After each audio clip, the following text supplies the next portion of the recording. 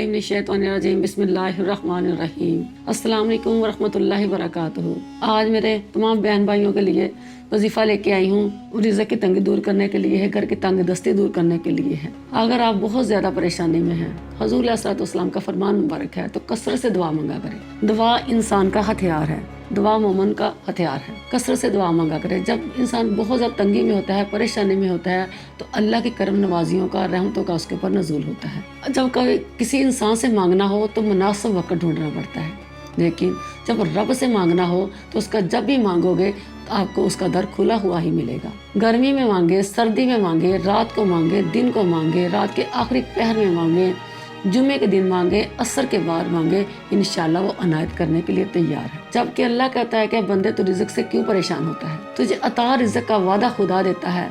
उठ होश कर, जिक्र अज़ व जल कर, फिर देख खुदा तेरे लिए क्या क्या तदबीर बना देता है। ये वजीफ़ा कीजिए, अल्लाह ताला आपको हलाल रिज़्क़ अता फरमाएगा।